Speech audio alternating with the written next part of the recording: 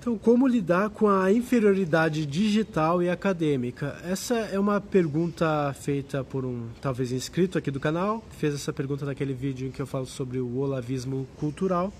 E eu achei interessante, bastante capciosa, porque durante a pergunta, durante a elaboração dela, a pessoa fala que se sente, de certa forma, desqualificada frente a filósofos como tanto eu, quanto, sei lá, Mário Sérgio Cortella, ou então se sente incapaz, às vezes, de peitar essas personalidades públicas que estão fazendo filosofia e estão por aí pela sociedade, né? Enfim. Eu acho essa pergunta especialmente interessante porque ela parece dizer um pouco mais sobre a pessoa que pergunta do que sobre o conteúdo em si, objetivo da realidade de quem é inferior ou de quem é superior ou o que for, né? Ou seja, a inferioridade, a superioridade intelectual, elas têm mais a ver com uma espécie de relação intersubjetiva, na medida em que a gente não deixa parâmetros muito claros para dizer o que é inferior ou o que é superior, tanto em termos de quantidade quanto em termos de qualidade.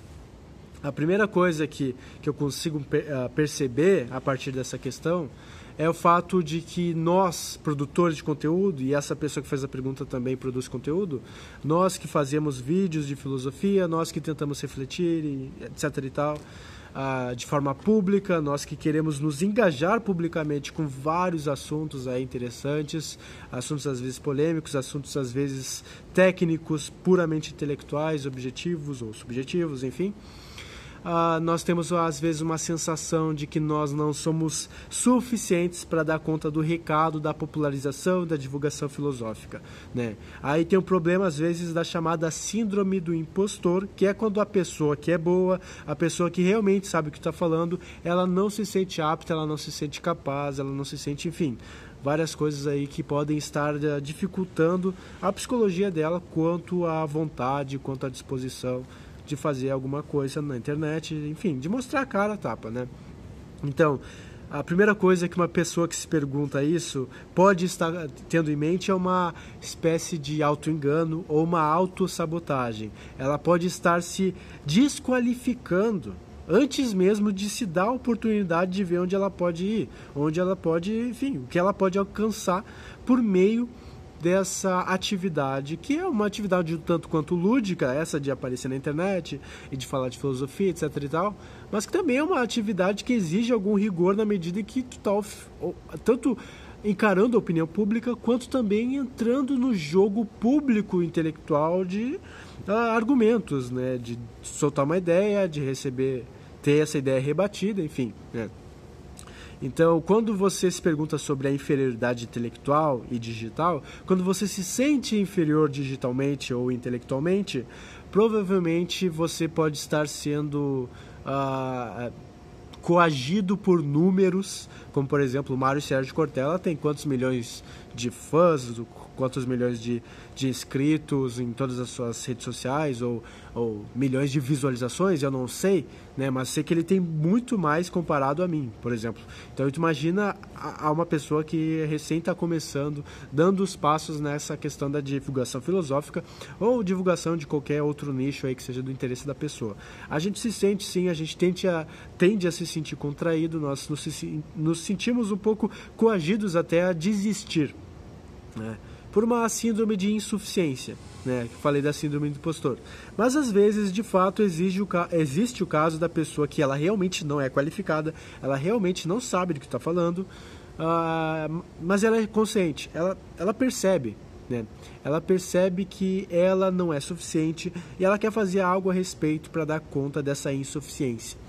Essa pessoa, que nós temos aqui, uma pessoa ciente da sua situação, para que ela possa lidar de forma efetiva, ela possa lidar de uma forma satisfatória com a sua inferioridade, porque ela se percebe de uma forma objetivamente inferior e ela tem razões para acreditar que naquelas qualificações ela é inferior a outras pessoas que estão fazendo aquele trabalho, e nenhum problema até aí, né? A gente tem que estar com o pé no chão sempre. O que essa pessoa pode fazer, de fato, é buscar qualificação.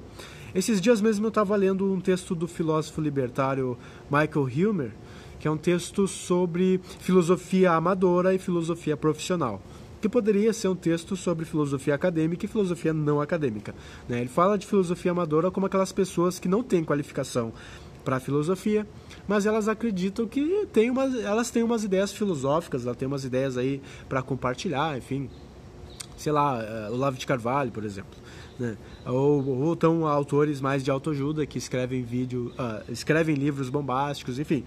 Leiam esse texto do Michael Heimer, eu vou tentar colocar aí na descrição. Qualquer coisa me peça nos comentários, né? E nesse texto ele deixa claro que, de certa forma, quando a gente está fazendo filosofia, quando a gente está fazendo uma filosofia acadêmica, nós temos que ser minimamente elitistas. Nós temos que acreditar que a filosofia não é o escambau, não é algo que qualquer um faz. Existem certos parâmetros para fazer filosofia, né? E esses parâmetros, no geral, são parâmetros acadêmicos. Então, uma pessoa que pensa assim, ela pode ser chamada ou de academicista, né, ou de elitista, né? E muitas pessoas que entendem que tu pode receber esse rótulo, elas não veem o rótulo como pejorativo, como é o caso do Michael Heimer, né? Eu também não consigo ver o rótulo como pejorativo, porque se tu é um academicista, se tu é um acadêmico, e tu acredita que a academia tem um papel fundamental para tratar de certos temas que fora da academia eles não recebem a atenção que eles devem merecer, né?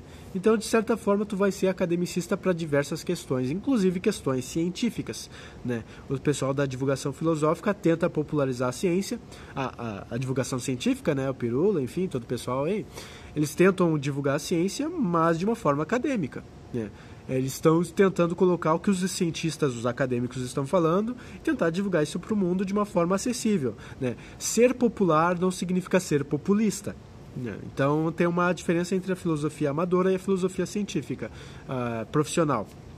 Da mesma forma, a ciência amadora ou a ciência profissional, elas vão ter várias diferenças, né? Sei lá, eu fazer algum experimento na minha casa não é o mesmo que eu fazer um experimento com método científico, revisão por pares, submeter para uma revista internacional e tentar comprovar a minha hipótese, né? São outras coisas, outros 500, né? Então, muitas pessoas que realmente elas se sentem incapazes, elas gostam daquele assunto, mas elas se sentem incapazes de conseguir dar conta deles, elas vão ter que necessariamente buscar a qualificação necessária para falar com alguma segurança daqueles assuntos que podem ser filosóficos, científicos ou de outra natureza, né? Então, uma pessoa que, como esse inscrito aí perguntou, como ele pode lidar com a inferioridade digital e acadêmica, ele precisa primeiro reconhecer que na internet as coisas são mais populistas do que geralmente elas deveriam ser para a academia. Na verdade, a academia não está preocupada com populismo, ela está preocupada com método, com alguma coisa, enfim, que seja mensurável, que possa ser entregada, enfim, tem parâmetros acadêmicos para qualquer área, né? Já a internet está mais preocupada com likes, com inscritos, enfim, é outra natureza da coisa. Então, muitas vezes a gente se pensa digitalmente inferior, quando na verdade apenas a gente não está usando da mesma linguagem, né? Porque a gente às vezes realmente tem aquele conhecimento científico ou filosófico, nós temos esse conhecimento, mas a gente não consegue entrar nessa linguagem popular da internet, né? Isso é um problemão para pessoas que querem divulgar os assuntos, né? Não adianta tu criar um canal e falar de uma forma assim, eu tenho conhecimento e blá blá blá, né? Não, tem que falar com uma forma empolgada, uma forma assim entusiasmada, que passe a mensagem e tenha entonação, que é algo que eu estou treinando em mim mesmo, com uma certa pausa na fala às vezes quando necessário, mas também às vezes falando rápido quando for querer ser preciso e objetivo, né? Então tem várias coisas aí que vocês vão ter que pegar para ganhar essa superioridade digital, né? Que é uma superioridade muito mais retórica, né, ou muito mais sofística, enfim, do que uma superioridade de fato acadêmica. Agora, a superioridade acadêmica, ela é necessariamente de qualidade, ela é uma questão de qualidade e não de quantidade, né? Então, para vocês terem essa superioridade acadêmica, vocês vão precisar de qualificação. Eu não vejo outra resposta, a não ser que vocês consigam iludir as pessoas de que vocês são qualificados. Vocês podem tentar botar o diploma de Harvard no currículo, né, e daí ter problemas como vocês... Tem vários problemas aí, até políticos estão tendo problema de enganar as pessoas como se eles fossem qualificado. Não é o caso para muita gente, né? Então, esses dois tipos de pessoas, né? Uma pessoa que se auto-engana, que tem o síndrome do impostor, essa pessoa que é consciente da sua situação e que ela sabe que de fato ela não está qualificada, então ela é uma pessoa generosa e honesta, ela realmente sabe que tem que respeitar as qualificações, respeitar o conhecimento de uma forma apropriada. E tem o terceiro tipo de pessoa, que é uma pessoa que às vezes já se acredita superior, enfim, que é aquela pessoa que o Michael Hilmer critica do filósofo amador, que é aquele filósofo que acha que tem umas ideias foda, escreve, publica, fica famoso, mas ele não tem a qualificação e às vezes ele não sabe exatamente do que ele está fazendo. E às vezes ele não precisa nem publicar nem nada, às vezes ele só tem um canal no YouTube e ele paga de filósofo ou o que for, tem vários vídeos dele que fala sobre um assunto e ele quer ter uma teoria, ele está tentando trazer uma teoria unificadora de tudo e acha, assim como o Wittgenstein, ele acha que pode esgotar todos os problemas de uma forma simples ou o que for, né? Tem muitos filósofos que são assim, ou auto-intitulados filósofos também, definir o que é filósofo é um problema, né? Então esse aí já não está na síndrome do impostor e nem está na faixa dos intelectualmente honestos, ele está mais na faixa da pessoa sofrendo de efeito Dunning-Kruger, né? Que é aquela pessoa que realmente se acha demais, aquela pessoa que é tão ignorante no assunto que a ignorância não deixa ela perceber que ela é ignorante, né? Então ela é ignorante sobre a condição de ignorância dela, né? Esse é o efeito Dunning-Kruger, né? Então, de certa forma, é essa a mensagem que eu quero passar para vocês, e perdão por não estar conseguindo dar conta de muitos vídeos, eu tô com várias coisas para fazer agora, tô prestes aí, é quase tudo certo, porque eu vou ser professor agora numa universidade da Zona Sul de Porto Alegre, numa escola privada, e eu tô muito empolgado, tô louco para chegar lá e dar aula e falar de vários assuntos, e ter minhas turmas de filosofia, vou ter um clube de filosofia só para mim, claro, de forma egoísta eu tô falando, mas vai ser o clube da galera, né? E finalmente eu vou poder exercer a filosofia de uma forma incrível, né? Buscando combater a síndrome do impostor, buscando conscientizar sobre o efeito Dunning-Kruger e buscando deixar as pessoas sempre nessa linha tênue e razoável de entenderem a própria condição em que elas vão ter que necessariamente aceitar que elas precisam de qualificação, né? E uma qualificação preferencialmente acadêmica, né? Para conseguirem dar conta. Então, se eu conseguir trazer mais gente para a filosofia, tô legal, tô realizado em certo sentido. Não me vejo como um grande filósofo, ou o que for, me vejo como um popularizador, e eu vou conseguir começar a fazer isso agora numa escola, estou muito ansioso. Nem era para revelar isso agora, mas enfim. Então essa é a minha mensagem, galera, perdão aí, demorar para postar novidades, ou fazer vídeos tão aleatórios, enfim. Espero que vocês estejam bem aí. Vocês quiserem apoiar meu canal, agora vocês também já sabem, podem acessar meu site, alisonaugusto.com.br, lá tem as sessões, conheçam o meu trabalho, estou tentando fazer vários trabalhos interligados, né? Conheçam o Altruísmo Eficaz, que é um projeto mais incrível no qual eu já me envolvi, espero conseguir dar conta, vale muito a pena, e a gente vai se falando, tá bom? Forte abraço e fiquem em paz.